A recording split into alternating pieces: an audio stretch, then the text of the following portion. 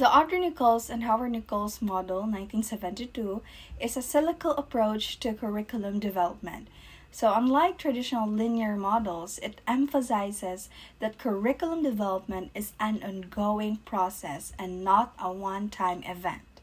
So, this model views evaluation as critical part of curriculum design where feedback continuously informs future revisions. Structured around four key stages. First, you define aims, goals, and objectives. Then you select learning experiences that match those objectives. Next is that you organize these experiences in a logical sequence. Then finally, you evaluate both student performance and the effectiveness of the curriculum, which feeds back the process. That's it.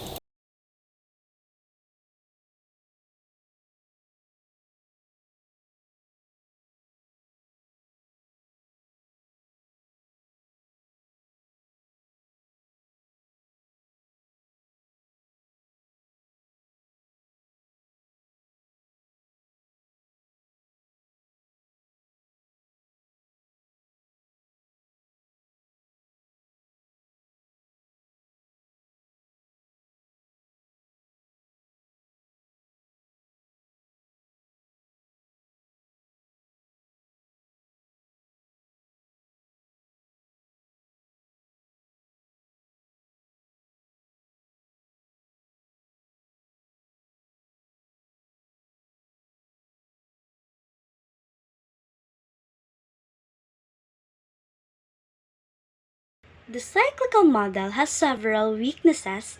Time and effort process is repeated many times, making it time consuming and demanding constant reflection, focus, and analytical skills. Repeating the same steps can become boring or tiring, and managing continuous cycles can be difficult. Since it focuses on continuous improvement, it lacks a definite end and may lead to personal bias over time.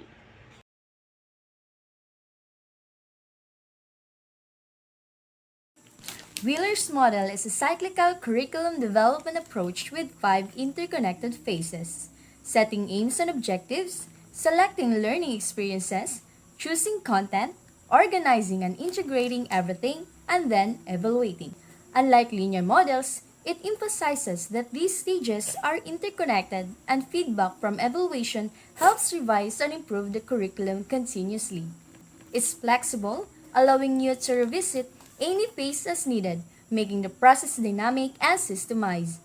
Essentially, it views curriculum design as an ongoing responsive cycle aimed at enhancing learning outcomes. Essentially, it views curriculum design as an ongoing responsive cycle aimed at enhancing learning outcomes. The primary strength of the Wheeler curriculum model is its design as a dynamic, continuous cycle. So the main advantages are continuous improvement, which is evaluation finding or feedback directly into the initial objectives, responsiveness and flexibility. Being a cycle, it can quickly adapt to change. Contextual relevance. It mandates a situational analysis before planning begins. Coherence. All five stages are seen as interdependent. However, Wheeler's curriculum model is too theoretical and rigid, making it less flexible for real classroom situations. It also focuses more on planning than actual implementation and doesn't clearly show how evaluation leads to improvement.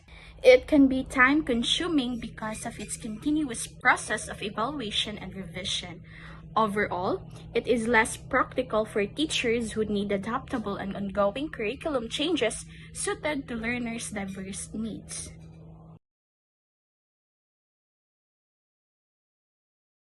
The contextual filters model highlights that course planning depends on various factors like teacher, students, institution, and available resources. So it's a flexible and adaptable process where plans change based on the teaching context. Instead of following fixed steps, it focuses on how these different filters interact to shape the most suitable course design.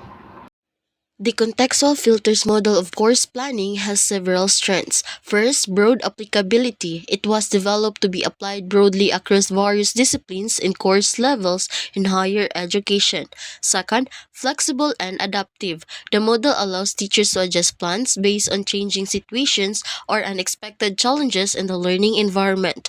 Third, considers multiple influences. It recognizes that course planning is affected by many factors such as students' needs, institutional goals, available resources, and the teacher's own beliefs and experiences. And lastly, teacher centered decision making. It acknowledges the teacher's professional judgment as central in designing courses that fit the actual teaching situation. The main weakness of the contextual filters model of course planning is its teacher-centered focus. It's because teacher is the center. It puts the faculty members' personal views and background at the very heart of the course planning process, and the students are secondary. It's because students and their needs are seen as outside factors that only cause small adjustments rather than being a main active part of deciding the core content of the course.